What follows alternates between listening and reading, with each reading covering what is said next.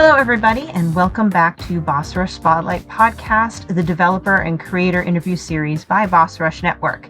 I'm your host, as usual, Stephanie Klimov, and today I am honored to have a very special guest, Jeremy Nelson, producer and designer from Little Buffalo Studios. Hi.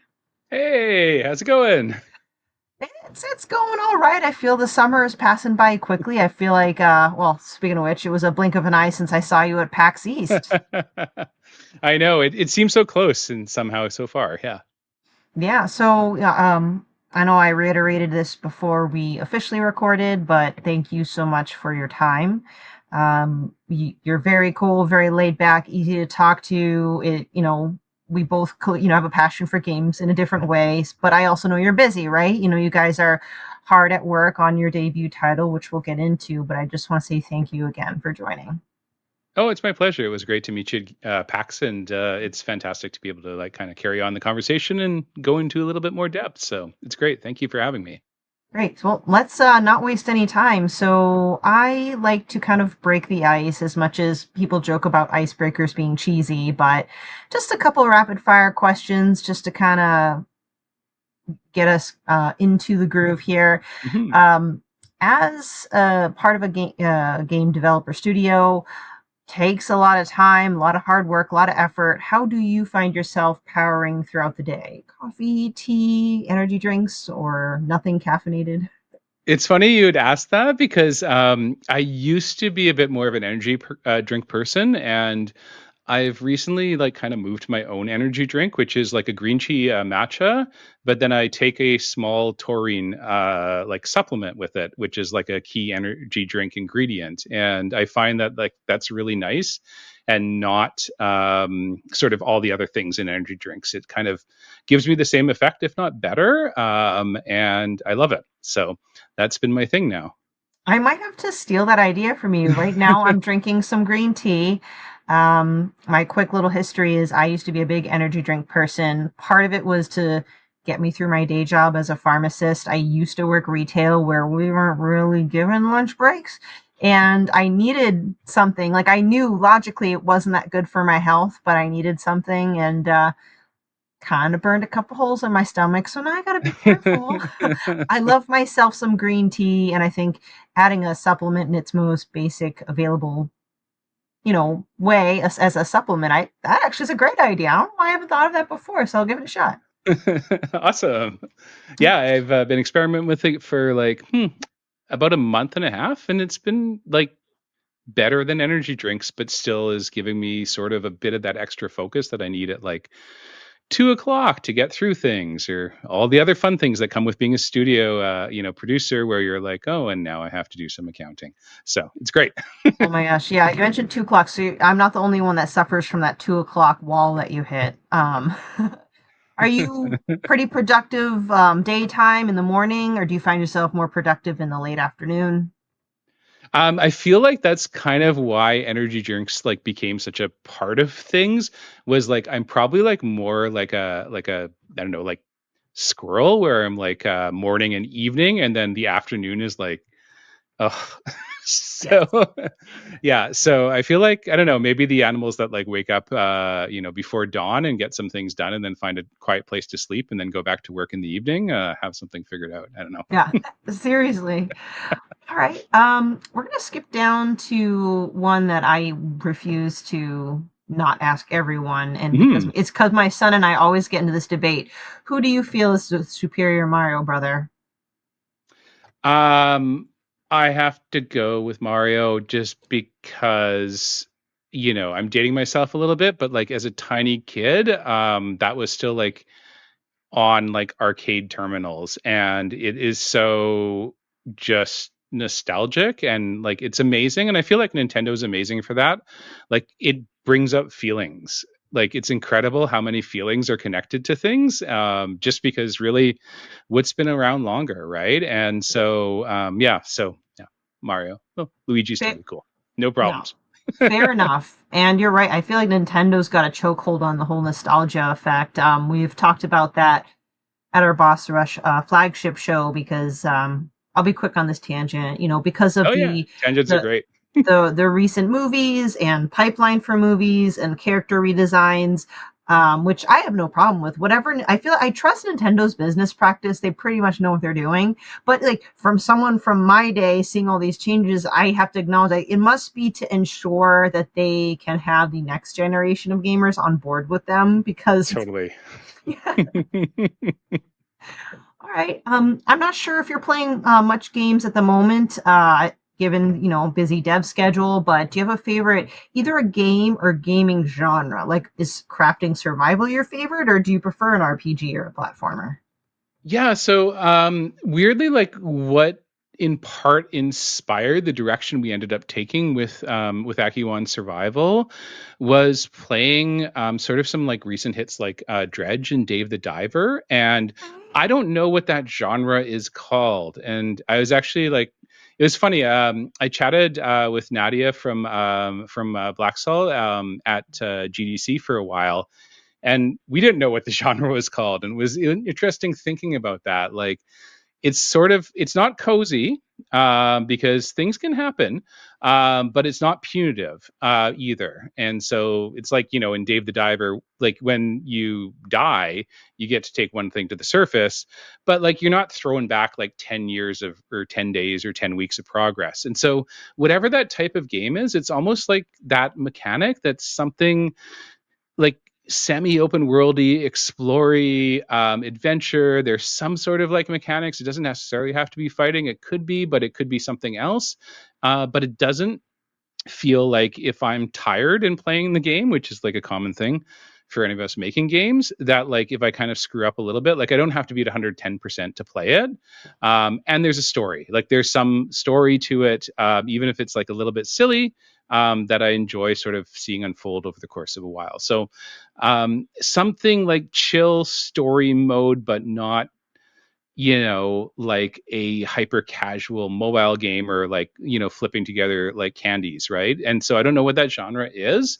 It's kind of like not totally wind down, but it's still like smart. It's like you're like, this is still a game, like, and my choices matter, but if I mess up, they don't matter. Like that doesn't matter like horribly. Right. Right, because as adults, and for you especially being a busy game dev, it's like, well, we don't really have all the time in the world anymore. Um, Totally, Now totally. you had me looking it up because you're right. Because when you first mentioned those games, cozy was my knee jerk reaction, even though I know those games, it's not, well, I wouldn't say it's fully cozy. So if I look up Dave the Diver on Steam at the moment, now granted the tags aren't really always accurate, but okay, pixel graphics, yes, casual, yes, management, adventure. Okay, it's like kind of like a little bit of everything. A nice Yeah, little I think slice. that. I think you kind of, it's interesting you raise a like kind of interesting point that like maybe when you played games since you were really, really young, a game that incorporates a lot of different things, but in this kind of interesting way, is not actually a bad thing. I remember, I forget who was talking, but was saying like you can actually have as many mechanics as you want in a game as long as you don't change them midway through. Like don't change it every like, hour, but you can actually, combine a few things. And so maybe that's part of what you're saying. Like it kind of is a bit of everything, and that's a good thing if you can get it right. I love it. You love to hear it. Let's see. We'll do maybe the last two because I skipped a few because I'm Sure. excited for the last one. So, if you were to travel to any video game universe and visit for a day, where would you want to go? Oh, that's tricky. I mean, I feel like, so myself and the art director, we really bonded over Red Dead Redemption 2, and just basically that was a game. And he's worked on major IP for PlayStation and stuff, and but that was a game for both of us where we were just like, you get to like 20% in, and then you're like, oh, I've only seen like 10% of this world, right? And that feeling of like wonder and like, oh wow, like people just invested so much time and energy into this. Like I don't know, that's just like that level of amazement. Like, I think there's lots of games where I feel joy, but that like level of amazement was really, and I feel like, I don't know, there's something about the story, that just is really interesting, in terms of, you know, people trying to do the right thing at times, but also not being, quite sure of who your allies are and who they aren't. Yeah. It's a common story, but I think it's also very relatable. And so, yeah, there's just something about that, uh, I can't get out of my mind. And yeah, so, I like that wandering answer. around there in a world where I'm not gonna like, where I could just be a nice NPC and not have to like, get destroyed by everyone or rob a bank, one of the two. But I Right? still feel like Yeah. it. I Yeah, want to stay away from the O'Driscolls and, any correct. but and also like it was more toward Endgame. There was that town closer to Mexico that was devastated by dysentery. I'm like, I don't know if I want it. I would love to visit there if I was guaranteed protection from like deadly things. Yeah. Um, because I love Red Dead 2, and I think another one would have been something like Ghost of Tsushima, but I would probably want to visit after Jin Sakai liberates the island from the Mongols. That'd be great. But very beautiful. I remember playing Red Dead 2 for the first time, and I was late to get on the train, but I needed a new game for my PS4, and it came highly recommended. And it was one of those games where I didn't mind picking up every single little side quest or just roaming Yep. around without feeling the pressure to pursue the main story, which I still enjoyed. And I loved Arthur Morgan as someone who clearly not a perfect person and even admitted saying like I'm not a good man. But, again, depending on how you play things out, so to speak, and the morality scale, like every person, we I don't know, we're just various shades of gray. Nothing's black or white. But anyway, that's my little soapbox. Oh, totally. I agree with all of that. I mean, I think I maybe got a little bit tired by the photographer. I don't know if I completed all of the, but I also in Dredge, I was like, I don't know if I can do the photography quest. All right, last one of the gauntlet. Trying to be more in theme. Well, it's not. It's in theme, but I don't want to sound reductive, but it's one of those fun icebreaker questions. What are Yeah, 5 things, or maybe one thing, any number of things, would you bring to a deserted island? totally. So it's funny because this question, like, there's like the fun answer and then there's like the The serious answer. series. Yeah. Especially making a survival game. So I'll give the serious answer, which would be, yeah, essentially, let's start with the serious answer about what will be most important. So I would bring a flint of some sort because you can make fire by hand with wood in a variety of ways, but it's a real pain and a real amount of energy. So that's really important. I would bring a pot of some sort, any sort of large pot. It has so many uses. So that would be absolutely essential. I would bring freediving equipment. I got really into Hmm. freediving for a little while. Unfortunately, in Ontario, like there's not a lot of great spots to do it, so I've kind of fallen out of that. But nevertheless, I think what was his name, Richard Hatch, on the first season of Survivor. Yeah. Yeah, when it was like Survivor was like a little bit more about surviving, was on to something there. I would That would cover a lot of things. You can make your own cord, usually from anything. I would bring my partner because I love her, but also because two is better than one in any survival situation. And for the third thing, let's see. So I've got a pot which I can boil and sterilize water in. I've got something to start the fire to boil and sterilize the water in. I've got a way to catch fish, which is very important, um, especially there. So, what would be the fifth thing? That's a quick. I Maybe you feel can like make the fifth it's thing got the fun thing. the fun thing. I mean, like a Steam Deck with a solar panel. Uh, Yeah. Yes. that's two things, but yeah, and like maybe some sort of internet connectivity, like not to communicate, like you're trapped in an island, but just to like download new things. Uh, so especially like if you're in a desert island, it's probably the tropics, so you're only getting like 12 hours a day, and so you have a lot of evening time, and that would be a nice time to like chill out and play a game. So Love it. Yeah, I think Flint's a great idea. I inherited like an actual old-fashioned Flint, and it's sitting in my like Oh, amazing. camping bag. I bring that, maybe like a little multi-purpose tool. Like I know I can't hack down a tree with a little tiny knife, but like I feel like maybe at least like help me with some, with my energy levels and like cutting certain things or whatever an emergency. I know I was thinking putting. Do I want to like a water filtration, either a straw or thing? But that might be like too much or maybe not good enough. So I'm thinking what you mentioned, a pot, and as long as you have the ability to make fire, you can still make drinking water. So I mean, you'd probably get like really tired in retrospect. You'd be like, I really didn't want to drink warm water on a hot desert island again. You're maybe, like, I don't know. oh man, a little like ice maker would be nice. Right? Yeah, maybe that'll be like my luxury item. And if I can't bring an electronic, like if I had to pick like a second to that, because a Steam Deck with a solar panel, um, come on, Valve, make that your next iteration. Um, maybe a sketch pad, and Mm, just like any a starter for charcoal or a pencil, because art is my first love. And if I'm unable to have anything electronic, at least I can create, and that will kind of be my way of staying sane. So totally, totally. There's only so far you can go with sandcastles, so I think like yeah, yeah, that would probably exactly. like creatively fulfill you for like a month, and then you'd be like, oh, Mhm. cannot build another Exactly. castle. Exactly. Or you know what? I'd bring my cat Midna because she's a great huntress and she can catch me some birds and little critters. I'll bring her. Nice.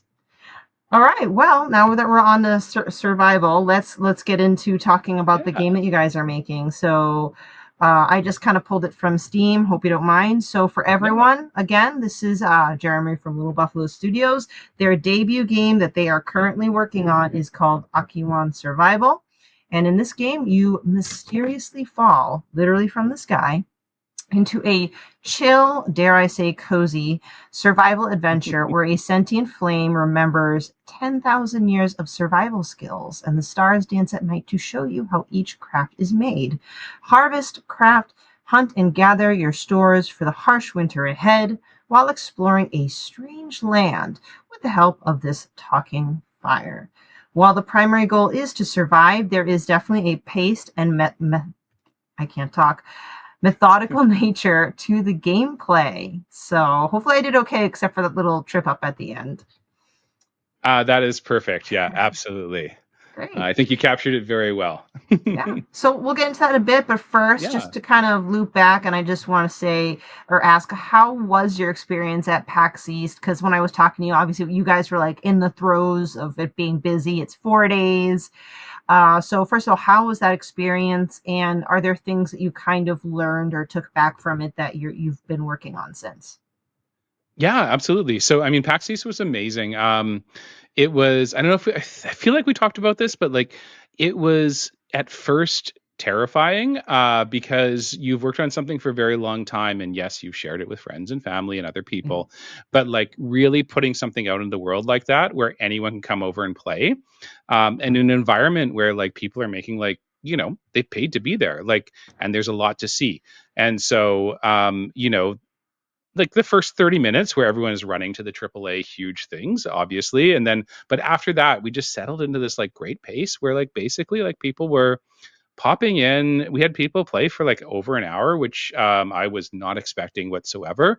And it was just like this great experience of knowing, okay, like the direction we're going works. It makes sense. The sort of, I hate like calling it a niche because I don't think we're in a niche. I think we're kind of combining a few different things within survival. But nevertheless, you have to like obviously if you're in a really big genre like survival, you have to do something that like is slightly different. And so when people who are both like, really serious survival fans and those who are like, I've never really played this genre or I dabbled in it, but I just didn't like it because I was having to eat and drink water and like all the time, and there was something behind me. Like that wasn't what I was looking for in a game. Like that was just, it was really validating to know, like, okay, the direction we're going is the right direction. and we can start making this better and better and better. And with the people we met at PAX, they've been helping us do that. So we kind of like kept it as a pretty small little Discord of like, I don't know, maybe 50, 60 people from that. But we started to iterate on that. And so basically, like, we were taking notes on everything that people said at PAX.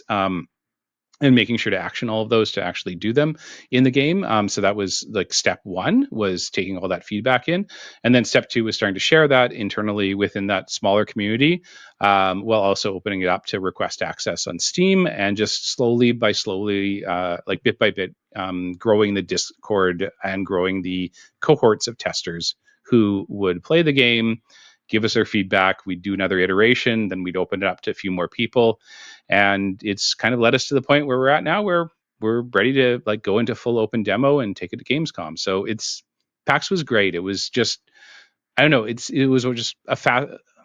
Trying to sum it up, but it was just like heartening. Like it was just, it felt great, and I loved every conversation I had there. So it was, yeah, wonderful. I'm happy to hear that. When I first started attending PAX, I was kind of wondering to myself. Now, I'm a huge indie fan, but you just have to think about stuff like this. Where if there have been years where Nintendo had a booth, I think this year some of the big players was that like Bandai Namco and Elden Ring Night Rain was there.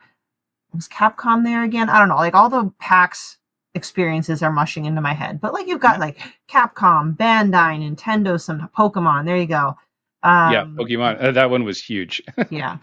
Yeah, And I'm like, oh man, like I hope that people still give indies the attention and love that they're due, because you can find some real gems in there. And in fact, some of my favorite games had been from my experience at PAX. And then as I've walked the floors more, I'm like, okay, good. I think PAX is actually a great platform for indie devs, because I've heard the devs spoken to them be like, yeah, first day maybe the morning was a bit slow, had a couple people play, and then the next day more people came and said, oh, someone mentioned to go check out this booth, and then more people, and then you actually have a community that's a great foundation that can grow with you while you build the game. I think that's pretty awesome.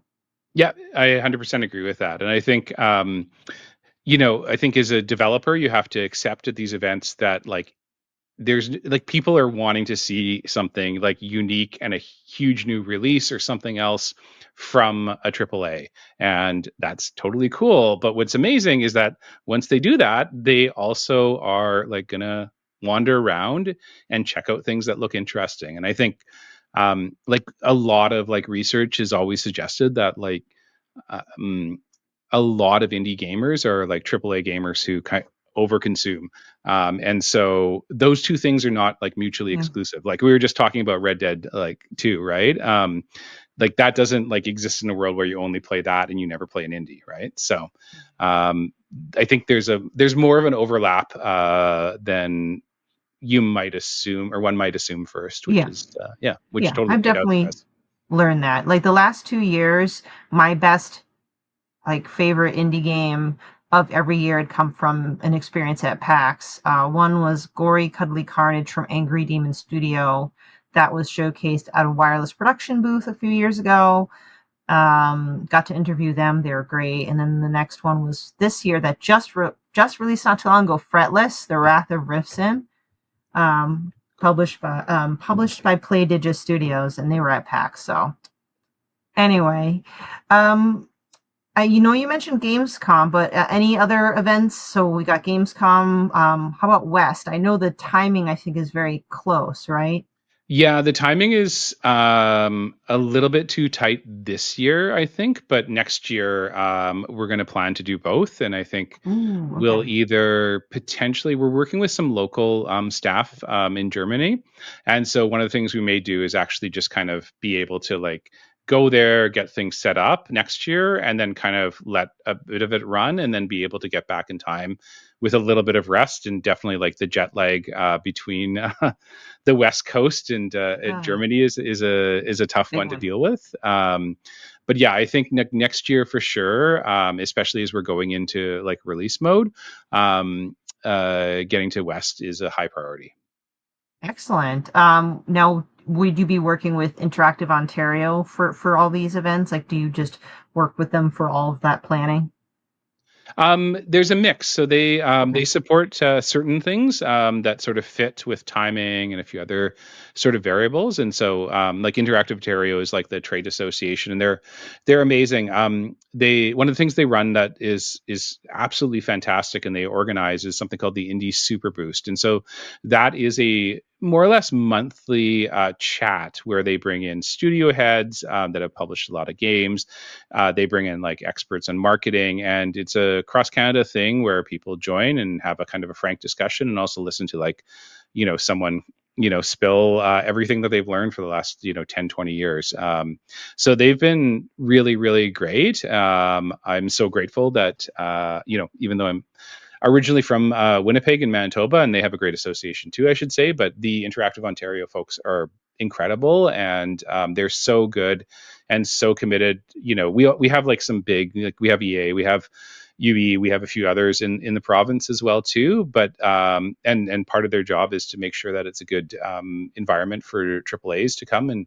But they also spend a lot of time for ensuring that Mm. indies like us have the support we need and just like kind of like boost it up, right? Give the opportunities, so like for Gamescom, they're like sponsoring a pitching like clinic and a deck clinic to just build that out as an example. So yeah, it's a great, very, very grateful to have that boost from them. Mhm.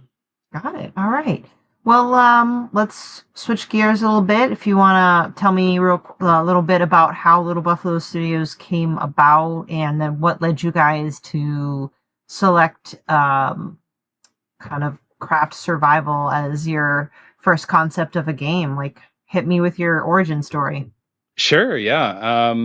So I think the origin story, I guess we can sort of maybe start with the game itself. It kind of really actually started during the pandemic. And, it was like a weird time where we were all isolated. And I ended up like just, taking a lot of walks. And there was like a really bad few months where, an aunt had, was very close to, passed away, and a few other things. And I remember just like sitting on the bank of a river, like the fall leaves were from the previous year were still there, and it was kind of like crappy. And then all of a sudden, like out of nowhere, this like warm breeze showed up. It picked up the leaves, it threw them into the river, and like the river like took them downstream. And it was like this weird like moment where it was like, not only like did it feel like a bit of a metaphor, I'm not saying like that was like consciously done by something. It was just like you put yourself out there enough, and then all of a sudden you start to have those moments. And it got me thinking about like, what does a game look like that's sort of about like those relations, right? And a friend of mine who's a Mi'kmaq and does like what's called forest therapy, which is like sort of based on just like slowing down in nature. Talks a lot about like the importance of like, we build relations with each other. That's what a friendship is, right? Like the more time you spend with someone, but we don't like think about that necessarily. And what's interesting is I think the more time you spend with any place, the more you care about it. And that was kind of like in a very abstract way. I realize that sounds like pretty abstract, but it was kind of like the origin of the game. And it was just like starting to think about like, what are the ways, like, it's a genre I've always liked, but what are the ways that like we could make that part of gameplay? Like in tiny little ways that almost like don't feel like, they definitely don't feel like you're being told that is what you're supposed to be learning or discovering. I shouldn't say learning, but like just discovering and enjoying. But it just becomes like woven into all aspects of the gameplay. And so, in a weird way, that's sort of like that moment was where it started. It was like, oh, wow, like by doing this in my life, it's actually like changed my life and it's helped me at the toughest times. And so, if you could have a game that was about survival and was about crafting and was about tools and was about all those great things about the genre, but also incorporated that, which you would feel if you were actually doing it. You would have that profound connection. Like that is kind of where it started as a game, just that sort of core idea. Yeah, and then the core team was just like very fortunate enough. We'd been working for another studio on a mobile game, and we all got along really great. And we kind of all that project sort of wrapped up, and the timing just worked out really well that we were able to jump on this. Our lead artist, after we sort of did our first bit, he went off to PlayStation for a bit, which was fantastic in terms of like what he got out of that experience. And we were able to focus a lot on mechanics and code and things like that and design. And then he came back and rejoined us. And then we built out the team a little bit more. And yeah, it's been, I guess, a 4-year journey, a little bit off and on to get to this point. But that's, yeah, kind of how things started, both in terms of the big picture dream and what the inspiration was, but also yeah, the team itself. I appreciate you opening up and sharing that personal journey. And I know it seems like wishy-washy coming from me, but I do feel that sometimes some of the best games or media, just any sort of media, art, whatever, it's because there was an original connection with the artist or the creator. Like there is actually something meaningful, not just, I'm going to create something that'll either make me a lot of money or be really cool, which I guess can still be, successful, but I feel like it translates into the game. I actually, I'm sorry I didn't play more of it. I haven't been feeling good the last week, but I did boot up and played Akiiwan, the little bit that you gave me prior to hopping on for a few hours.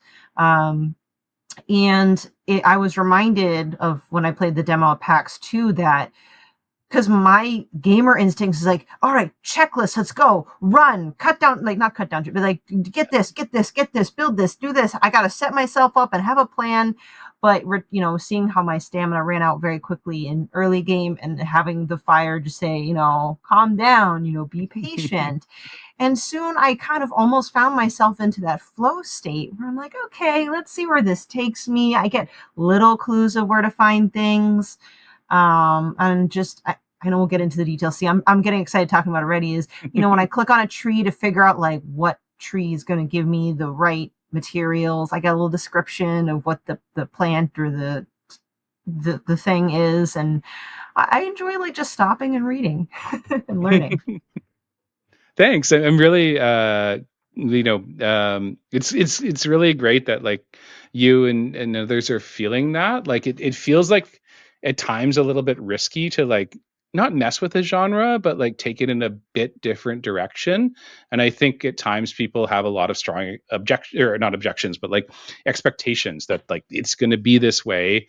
And what we're going for, what we hope for, is that it's like it still at the end of the day feels like what you're kind of expecting from the genre, but it goes at a slightly more relaxing pace. I'm not going to say slower because slower feels bad almost, but it's almost like it's just like you're actually just able to be where you are a little bit.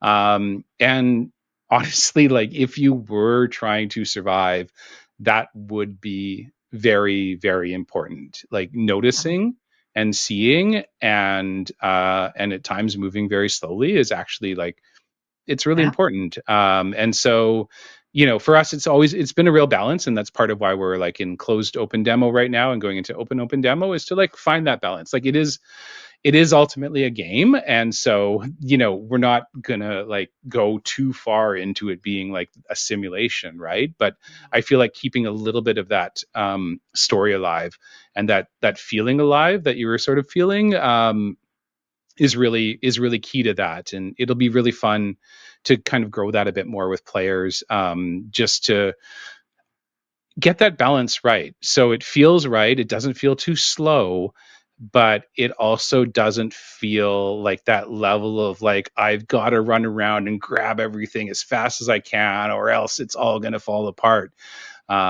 because that's not really actually realistic in some ways.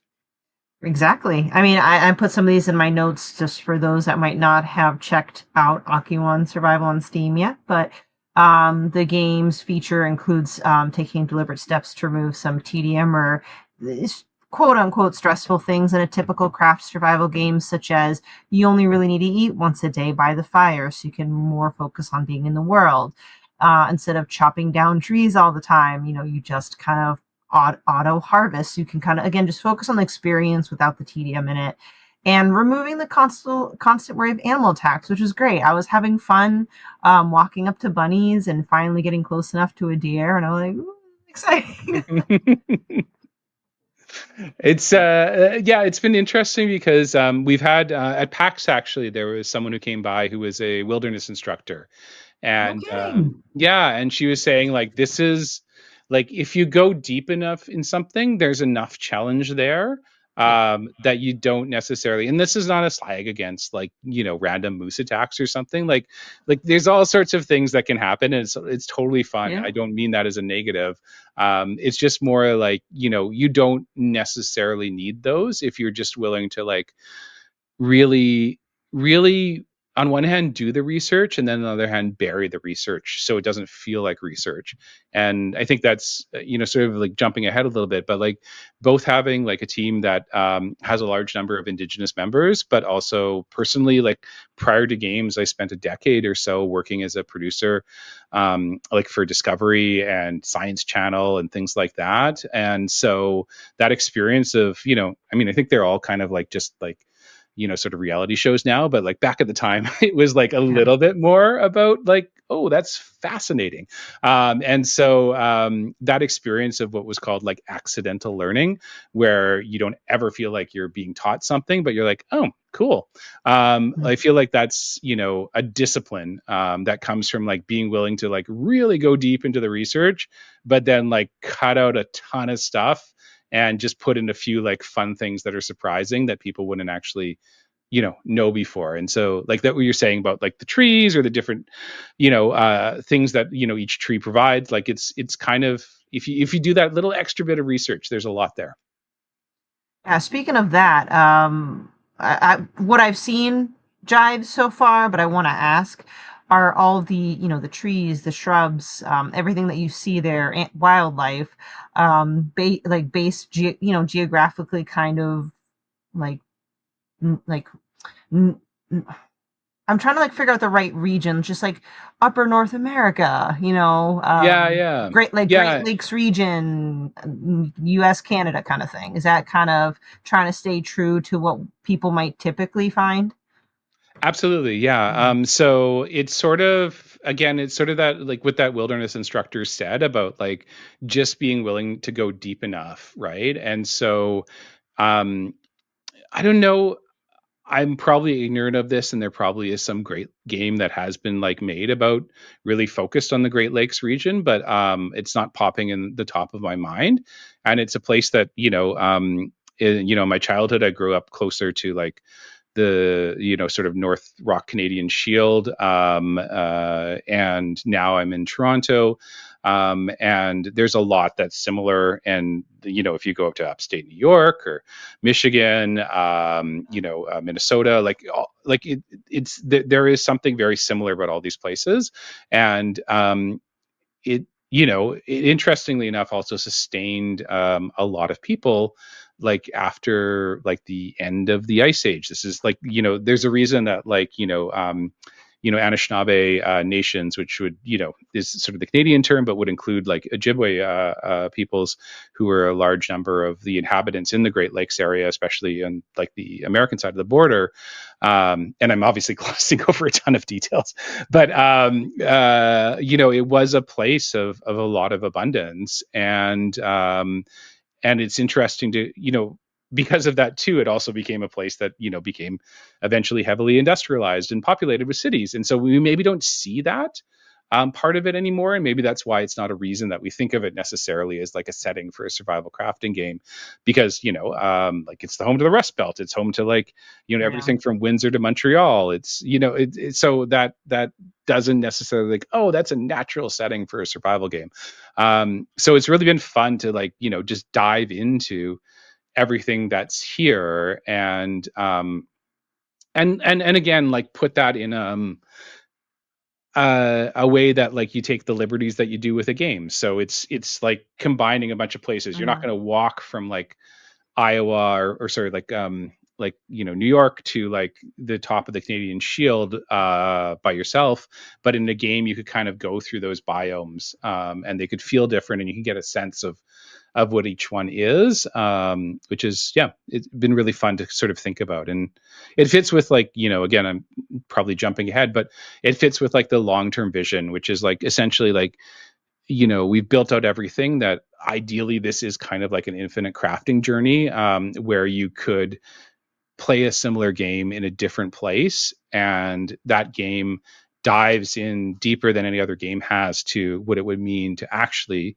live off the land on the west coast, or in the desert, or in New Zealand, or wherever, right? And so I think that's one of the things we're trying to really figure out, is like if we can figure out how to tell that story here, in the Great Lakes, in the sort of traditional Anishinaabe, Ojibwe territory, and Mohawk and Six Nations, but and others, but like that there was so many things here that sustained people for like 10,000 years, which is like almost an unfathomable amount of time, when you really think about that, right? And so that's like a great story that I think people will appreciate being a part of by experiencing it. Love it. I spent a lot of my youth and even recently too in upstate New York. So I'm from Mass, so it's not that far to me to just hop in a car and drive up. And so obviously it's not like a one for one, but there are things that I see, like birch trees are my favorite trees. I absolutely love the way they look, what they've been able to provide. So I see these things. I feel like I'm at home in my environment here, minus the buildings and pre-industrialization. So I thoroughly enjoyed exploring. I But love that. I love that. That's so great. let's And same for me. I mean, birch trees are just yeah. incredible, right? Yeah.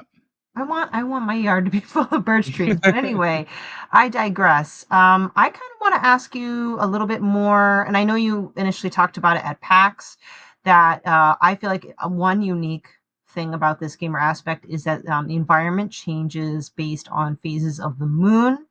I believe there's also seasonality as well, because you are preparing for winter at the start of the game. Do you mind elaborating a bit about how you guys put together, you know, the mechanic of, the phases of the moon and how it impacts gameplay? Yeah, absolutely. I think so. Maybe to like nerd out on the design part of it. I love games where the UI and the signposting of where you are exists in the world, not just like in mini maps or like, persistent UI. And so I think it really started with that. Like, what if every game day was a phase of the moon, so that when you go back to the fire each night and you sort of pan down from the phase of the moon that you're into the fire, you kind of know where you are without having to like pop open a UI screen, which is like how you would know. And like, Right. Yeah. right? It's like, There let weren't me any pop my Google Ray Bans that will tell me what's totally. going on. And yeah, exactly. And I think we're gonna like kind of iterate on that a little bit more, because like the tilt of the moon would actually tell you two things, right? So there's like these subtle clues that are there, and so it kind of started with that, and then like in like Anishinaabe, Ojibwe, is probably more known in the States. The year is divided into 13 moons, and each moon has a name that roughly describes sort of what you would be experiencing at the time. And I should say I'm Red River Métis. We do have an Anishinaabe, and Ojibwe and Ojibwe Cree folks on our team, so I apologize if I'm not perfectly saying this correctly, but generally speaking, like each moon, reflects what you would be experiencing in that season. And the sense of seasons is not divided as broadly as spring, winter, fall. It's like sort of like, there's like moon of falling leaves, there's moon of turning leaves, there's like raspberry moon and strawberry moon, right? There's moon of like uh, crackling snow. I mean, that's not quite how it's said, but anyway. And so like it's interesting to think about seasonality even in more of a smaller thing, because those changes that you would either look forward to or like have to plan for were like sort of spelled out in those little details. So to go back to your question though, because I've gone on a tangent, on the game design about part of it is that the idea really is that like at the end of that cycle of the phases of the moon for each month in the game, on the new moon, when the sky is dark, there's no moon visible, what will be happening is that the stars will kind of come together and give like a little symbol of like what that is. So if it's like moon of falling leaves, the stars will form a leaf and it will just kind of fall down in the sky in front of you, and you'll have that signpost that like something has changed, and what is around you has changed as well. And so in our back end, right now in the open demo, we're sort of like in one moon, but what we've already sort of integrated as part of the entire like release of the game will be that like as you change, as that new moon happens, what you can harvest changes, how the animals behave changes. And so again, it's sort of going back to that original like concept I talked about like relations. It's just like you would know that, and your parents or grandparents would teach you that. In our case, like the fire, which is like kind of this conglomeration of a bunch of like years of knowledge, would teach you that. And so I think that both is like fascinating and fun, but also is like good gameplay. Like it's kind of, it makes it interesting to think about like what choices you make in each season. And I think for the demo we have out right now, and for like the story mode of the game, we're going to keep that fairly not punishing. So if you make some mistakes and you don't harvest all the berries before they fall off the tree and get eaten by birds or whatever else, it's not going to be like really punitive. But part of the long-term vision will be having a variety of challenge modes that like bring things in a little bit more realistically, so that you really have to think about like what you do each moon, if you want to make it through winter and through to the spring. And so it's kind of up to you. If you want to chill and just kind of like appreciate how different things appear and disappear, you totally can. But also perhaps if you've done a few playthroughs on a bit more chill mode and kind of want to like test yourself a little bit, and that's going to be an option too. I like that flexibility because you have someone like me who's kind of a ding dong and not a good video game player, even though I love video games. Like for example, like I was knocking through a lot of the things I needed to collect the first few nights, but for some reason, and I know it's me. I must be like I can't find the leaves to add to my shelter, and I'm like, okay, I know it's in a place where it's wet. But all I can find are the cattails and water and feathers. So I'm like running around like a crazy person. I'll figure it out, but I It's the felt so. cattails. It is the cattails. Yeah. Oh my gosh! Then that's just me. That's on me. So okay, but I'm glad. See, it's forgiving enough for me to literally collect cattails every day, not knowing that's. Oh my gosh! I apologize for kind of embarrassing myself on not really being the best game Don't worry that about well. it. It's funny though that you bring up the cattails, because that's like a great example when we were talking about things changing with the moon. Yeah. Okay. Like a cattail, I think in a lot of games I've seen, like it maybe makes rope for you or something, right? But like it literally like as like a long list, like it can be turned into a shelter, it can be turned into a poncho, it can be turned into a decoy that could be used to lure in waterfowl. The roots can be dried and ground and added to stews. The pollen in the spring can be turned into bread. The fluff can be used to determine the wind direction for hunting deer, but also can be used to insulate your gloves. And that's like one plant, and and that's not all of the things that are possible for it. And obviously we don't want to be an encyclopedia, and I think part of the way we avoid being an encyclopedia is that those things like are parceled out over each moon. So you're not like, oh, it does all these things. It's like, oh cool, now it does this and doesn't do this anymore. And by the end of it, you're like, cool, I kind of appreciate a cattail, even though it's like basically something we would all walk by and ignore otherwise. No. Man, I'm like, what do I nerd out first? Used to find cattails like an awkward looking plant because we have a ton where I live. And then I don't know, one day I just got really into buying like native plants and what they do books and just fun. And then I read all about the what cattails can be used for. I'm like, that's a pretty useful plant. So now I don't leverage them with my daily luxuries that I have in modern Yeah. society, but I can at least walk by or drive by and be like, I acknowledge all Yeah. that you do. Um, Totally. And I think that's like a perfect example of like what games can do in this. Is it's not like, everyone is supposed to go and harvest cattails after this, but like yeah. appreciation and like connecting Yes. to like whether it's like appreciating like your ancestors wherever they come from, or appreciating a cattail, it's like all connects to something kind of like deeper, where you just kind of like, I don't know, it's nice to feel awe and appreciation. Like, why wouldn't you if you could, right? So For sure. And I know you mentioned you didn't want it to be just a really heavy, daunting encyclopedia, but have you ever guys thought of, as a player progresses and they learn these things, that there could be something they could pull up if they wanted to like reread or revisit things? yeah, totally. We definitely have like a sort of like a journal aspect that we're going to incorporate. Okay. Additionally, that will sort of like kind of be a bit of a quest log, but also like a bit more detail and a record also of your conversations with the fire for the sort of lore and Ooh, story okay. aspect. But additionally, it's kind of in like a bit of a like barely functional form right now in the demo, but we're trying to imagine the tech tree. So imagine a typical tech tree is based on what is the end result of it, right? So it's like weapons would be a tech tree, and then there'd be Mhm. subtypes of like, like frag grenades versus like rifles or whatever, right? And so we were thinking about like, okay, what if a tech tree, like each like sort of start of a tech tree started with the animal or the plant, and then the tech tree grows off of that, and then you can kind of Ah, like go through it and you're like, oh, these are all the things I've sort of discovered from the cattail, not only just what I mentioned, but how those feed into yep. crafts, right? And Mhm. so it's like, again, it's like, kind of accidental learning, but you can kind of go back and explore that. So again, like we've been very careful to build out, like, probably not exciting, but like all these things in this really like like relational database sort of way that you can actually connect those down the road. And that's definitely a huge part of the vision, to have that as part of it, so you can kind of go back and go, oh wow, okay. And then when you're playing in a challenge mode, you kind of have that as a reference. You don't have to like remember Yes. every single detail. Yeah. Oh, all right. I'm looking forward to seeing Oh, that. sweet. Awesome.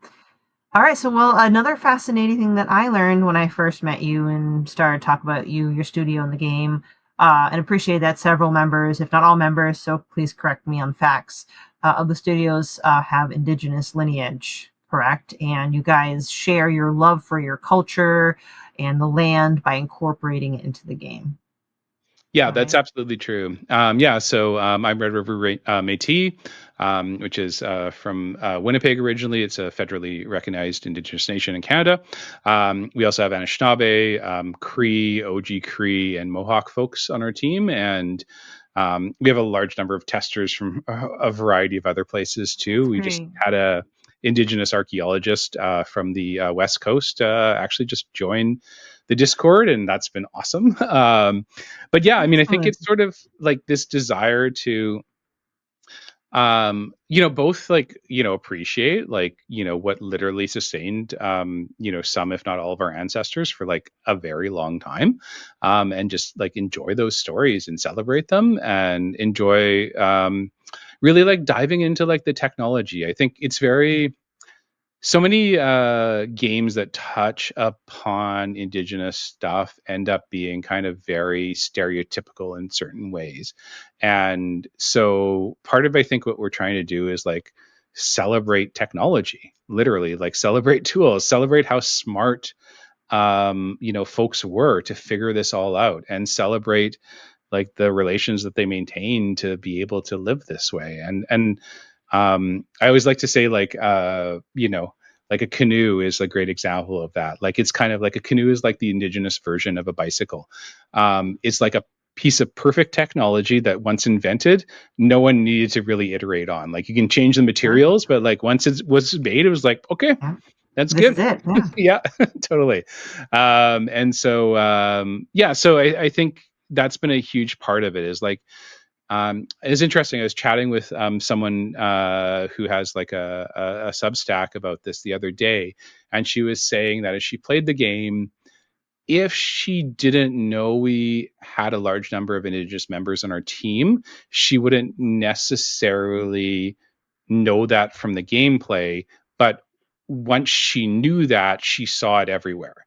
And I think that's kind of the balance we're trying to strike with this, is that it doesn't feel like there's always, it goes back to that like being an encyclopedia. Like you can't encompass everything, and we all love games, and so it's like making a great gameplay, but like embedding that in the mechanics as opposed to like, necessarily like it's just there, right? Like the idea that you end up having like good relations with a cattail because you've like the cattail has basically saved you 7 times, like that is part of like sort of the identity that's brought to the game. It's not just kind of and this is like feathers and leathers as sometimes it's called, Mm. right? And so yeah, so that's really important. I think it's just like talking about like relations, talking about like how cool this technology is. And I think sometimes we don't think about that because by the time it ends up like behind a museum display like case, it's old, it's weathered, and it's not really like something you're using, and you don't really Yeah. appreciate it, right? You have to be in the situation where it would like save your life, and then you're like, wow, it's pretty cool that this is figured out. Like as an example, one of the crafts that sort of is stub right now, but will be a huge part of it, is like a crooked knife. And There's sort of like a beaver tooth was essentially the substitute for iron, and for in a lot of crafts because beavers, gnaw down trees with their teeth, and their teeth actually like have huge amounts of iron in them, which is what makes them so strong. And Oh, so you can like fashion a lot of tools out of beaver teeth that are really quite useful. And so like those sort of things where you're like, oh, well, but like it's also like completely obvious in retrospect. You're like, if you wanted to like make something that would carve through bark and you look at a beaver like cutting down a tree with its teeth, you'd be like, Steve. maybe that's a good solution, right? So, but like, I don't know. I don't think I've seen a beaver tooth crooked knife in a game before, and it's actually like an amazing tool. It can plane wood and gouge wood and like create intricate designs and so like those things, like again, it's just like going into the detail and like, wow, that's like really cool. Why hasn't this been in a game before? I appreciate you expanding on that because I don't have any indigenous lineage, but I am first generation Chinese American. My mom is from, well, born Taiwan anyway, but just like because I have more than one culture, and I love learning and embracing everything about my Chinese culture. I am extra sensitive in a good way to any game that incorporates, I don't know, just anything, because I love learning about all types of cultures and identities. And it can be hard, right? Because sometimes, and it could be well intentioned, but things could be too on the nose. Um, and it's a tough balance to strike because you do want to incorporate those cultural elements and celebrate them, but you also don't want to kind of be, how certain things can go, good or bad, weird. But Yeah, when you mentioned that individual stating, before knowing your team, she did not necessarily pick up on um, the indigenous aspects of it, but after the fact, she could pick it out. I think that actually is a pretty nice balance. Again, sorry to use the word again, to yeah, yeah. strike, No, it's great. because it's subtle. It lets us kind of discover it on our own instead of being force fed. But again, that's just me, explaining my experience as well. I came into playing your game knowing this, so I'm ready. Like, oh, I can kind of see things, but I don't know. I'm Yeah, enjoying it. excellent. Yeah, I think, I mean, I feel like that was probably one of the reasons that like we deliberately made sure that the title of the game was, Yeah. indigenous, because then you kind of be like, oh, it makes you think, and you can make that connection very quickly, right? And then you're like, oh, how is it though as you start to play? And so I think that's, I don't know, I appreciate things, probably when I was younger, I appreciated things that just like, I mean, I grew up like listening to punk rock. So clearly I appreciated things that did not have a lot of nuance. Uh, and I still enjoy punk, but like, I also really appreciate things that kind of are like artistically like unfold, and you're like, you appreciate it, on multiple levels as opposed to just kind of like being told something. Yeah. And I just, these are things that I don't get to experience. And I did have a note about the title, but I would rather have you talk about what the title actually means. All I can say is I believe it's derived from the Ojibwe language, but Yeah. please, like, you're the expert. I don't want to mess it up. So, Yeah, for sure, for sure. Yeah, it's like Ojibwe Anishinaabemowin, which is like kind of a conglomeration of um, I'm glad it's very hard to like talk about this super succinctly, but like of a mhm. bunch of nations here on Algonquin, Ojibwe, that all exist around the Great Lakes, but more commonly known as Ojibwe, especially in the States, and there's variations of dialect, etc. Yeah. However, the key point is that it's like roughly translating. It's there's no perfect translation. Right. As I'm sure you know as well, like things you express yourself differently in different languages and things have this inherent other Yes. meaning. But if you wanted to do like a rough translation, it would be something around like it's the land. And in Cree, there's also a very similar word that's like a little bit different, but also very similar. And so between like Anishinaabe slash Ojibwe folks and Cree folks, like that encompasses a huge number of indigenous people. And so it has like a commonality to it, right? Again, that's like at times I feel like I'm like giving this academic explanation, but at the other times I feel like I want to make sure to like, be as honest and inclusive as possible, as I can be. But without giving a university lecture. But going back to the key point is basically like you're asking like, what does the name mean and what is the origin and why is the game called that? And it roughly translates into like, it's the land, it's the earth. You could, interpret it how you like around those, Mhm. but that's kind of the core concept. And basically that's the gameplay too, right? As we were talking about, like, a game where the example I always give is like it's a game where you don't cut down trees as the first thing you do in a survival game, because that would be stupid. You wouldn't be like working with the land if you started to cut down trees. And I'm not saying this from like some environmental perspective. I'm saying it because, like, first of all, there's a lot of trees that are, if you've been in the bush, there's a lot of trees that are falling on the ground already. You don't need to chop them all down. You can just pick them up. They're there.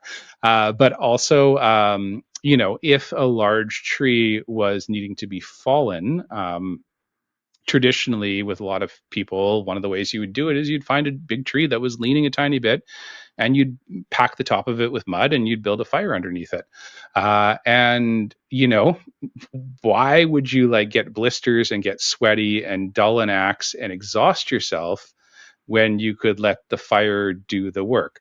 And so that's sort of like a metaphor for, I think how it's incorporated in gameplay, is like, it's not like meant to be like hippie about like that. It's meant to be like intensely practical in a funny way. Like, Mhm. when you're a small person on like a big land, you learn to work with it because that's just smarter. And Yeah. so, yeah, and in the process of working with it, it's not, you appreciate it. And so it's kind of, the combination of the two. Yeah, well, work smarter, not harder, and that's something I don't. I've always, and whether it's a good, I don't know, like, let me start over. I just so many thoughts in my head. I'm like, oh my gosh, what do I talk about first? I always thought of indigenous folk understand to work with nature, whereas maybe the rest of us just I don't know. It's just seeing one being one with nature, working with nature. It's I don't know. I just forgive me. I don't have words for it. It's just something that I admire, and I just wish we could all appreciate and learn about a little bit more. So maybe that's why I kind of got into such a flow state and jived really well with the game because it just feels better that way. But sorry, No, I that's mean, just me thank you. gushing like No, I crazy. totally get what you're saying. Like it's sort of, in one hand, it's a practical decision, but on the other hand, it kind of changes you by making that. And so, Yes. there's something. I mean, we could like link to it later, but Richard Wagamis, who was a well-known like writer and philosopher here, wrote this simple piece, just called like, all my relations, and it's like essentially the thing is like we live because everything else does. That's sort of like the final point of the essay. And I think, we don't necessarily see that because we have all of this other technology that is great. I'm not like, you're a pharmacist, like I'm not like saying we like, throw away all of this. I think it's just that in the course of that, we somehow lose a bit of that like connection, where we fail to see that, like, no matter how advanced we are as people, it is only because, of everything else that is alive around us, even if it's like 9 steps removed. Yeah. And I think as a genre, survival, probably, whatever the approach to it and whatever the mechanics, is inherently fascinating to us and has always been so popular because it removes all of those steps, right? Yes. And that's like, it connects with something regardless of what the approach is to gameplay. And so that's why, so many people enjoy playing it. I think Yeah. there's something deep there. I appreciate it, and thank you so much for being very eloquent about it, because I words are hard for me apparently, and you were able to, and not only that, but I gave you a tall task of like explaining a translation of a title, which I do get. There's a quickly like a slang that I would say in Chinese just whenever I'm saying it, and my son's like, "What does that exactly mean?" And then when I'm trying to find like the English words to go with it, I'm like, well, I don't know if it'll mean the same. So it's difficult. So not just explain the title, but explain the philosophy and all things toward like it's difficult, right? Because you have so much information, but how do you summarize it right? But I learned so much, and I appreciate you taking the time to talk to me about all of it. Oh, thank you. Yeah, I mean, I'm glad it made some sort of sense. So Oh, it it's did. tricky to express things and not Yeah, sound like wishy-washy, and like, I think, it's I find it fascinating. Like, I think it it's really it's is. important and fascinating, and it's not just like kind of, hippie mumbo jumbo. Yeah. And just a quick shout out before we kind of slowly wrap this up. Yeah. I want to say I appreciate the fact that your team leverages real life nature sounds in Canada. Um, maybe I might not have like immediately guessed that if I didn't read about it ahead of time. I was doing my research. I'm like, oh no way. So when I was playing this afternoon, I was like, I found myself just stopping and listening. I'm like to the birds and everything. So really great piece of detail that adds that authenticity and immersiveness.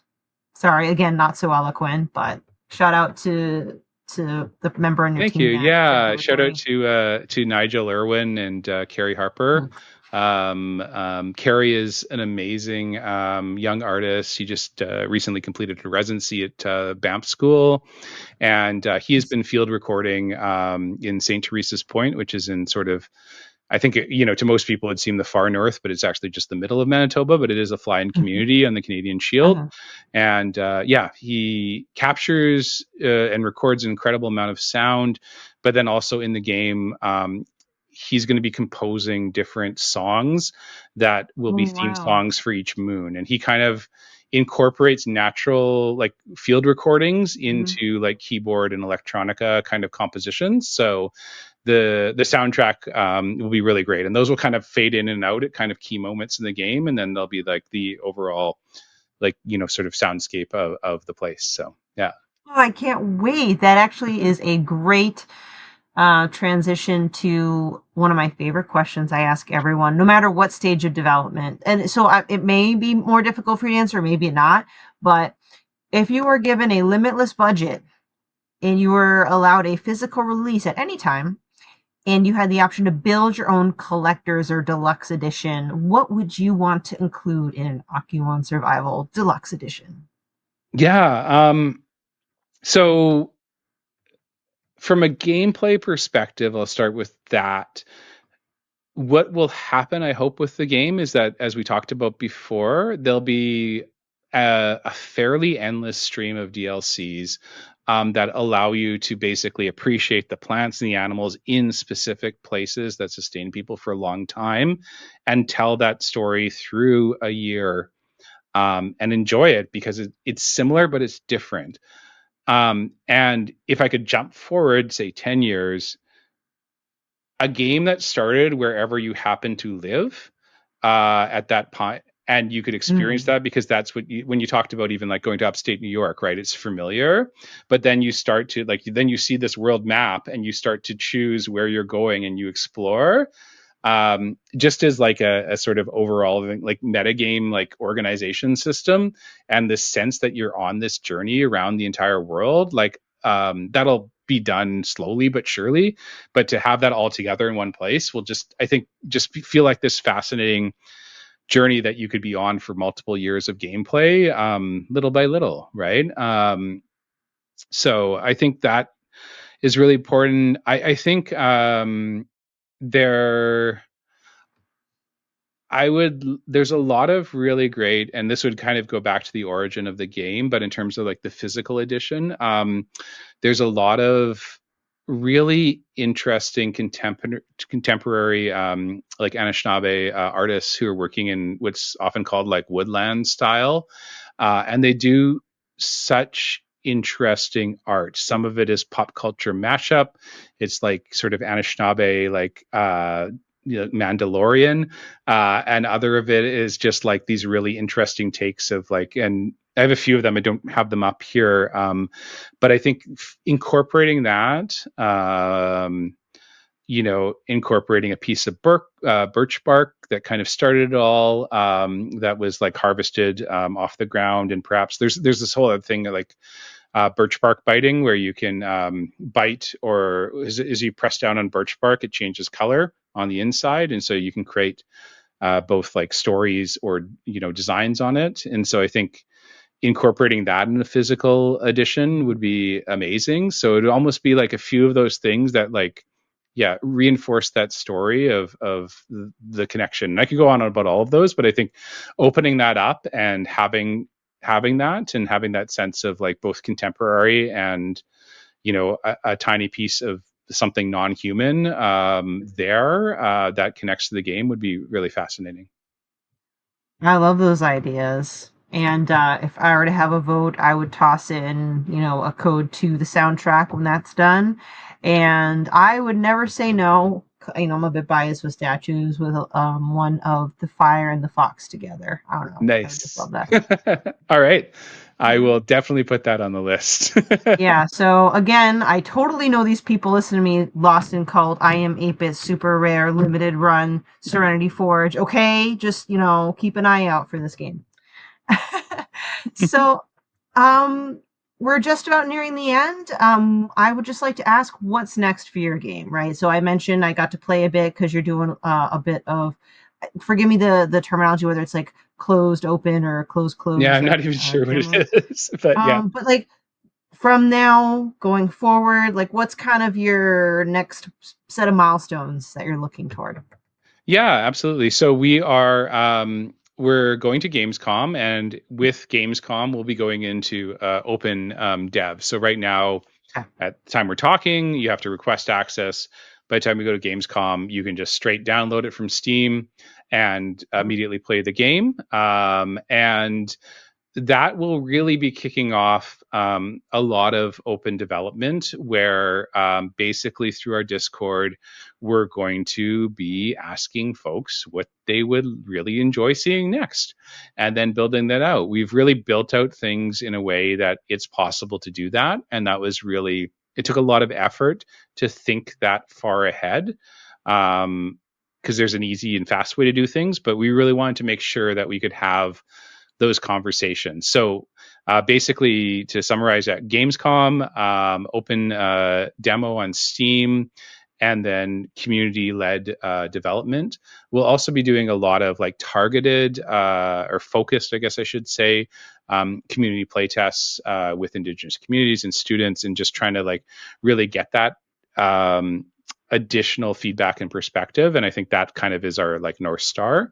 But I think as I think we talked about throughout this entire conversation, like there's a mix of like, trying to represent something really important, but also trying to like represent the fact that we love games, and that's a good thing. And making a great game involving everyone to like talk about like like balance and mechanics and what is like most interesting to see next. So after that, I should say at Gamescom, and included in that, we'll also be adding I'll just leave it a plug here because so whenever I get a box that says this, it's like whoo. Oh, okay. And Prototype. so yeah, so this is like this tiny little thing that Oh, produces 16 different scents in molecular form. So it just comes out for a brief moment. It's not like an essential oil.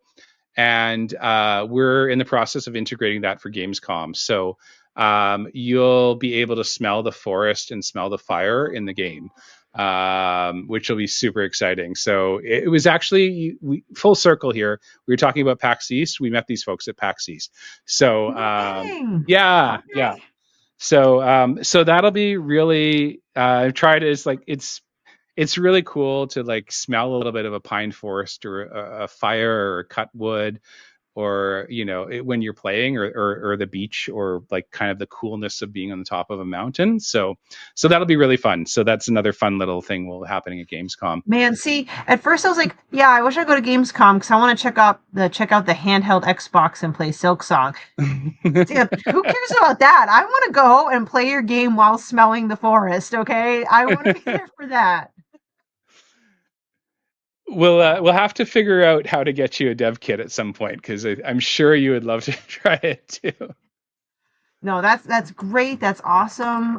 Sounds like you got a great roadmap ahead of you. I'll be sure, since you mention it, to find and provide the Discord, right, link, so that if anyone who listens to this is interested, that they can join, right?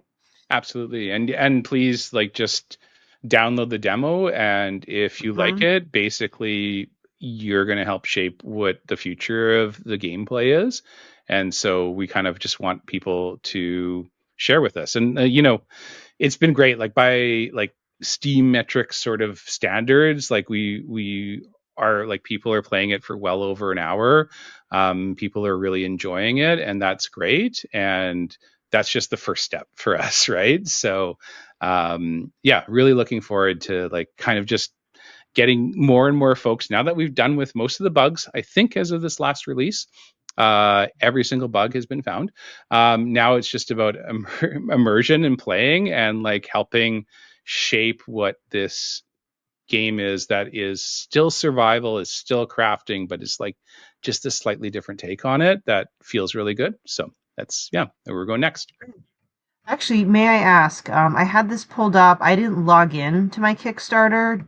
I see a page for your game Akiiwan Survival in Kickstarter, but is there going to be a campaign launching, or did it end, or is Oh this yeah, just like? so yeah, that'll be a pre-sale. So we just I think Ah, popped that up now. So essentially, if all goes according to plan, what our plan is spend about the next 6 months in that open development and then do a pre-sale. And basically, the pre-sale, in addition to potentially having some of the other technology I mentioned, is a reward.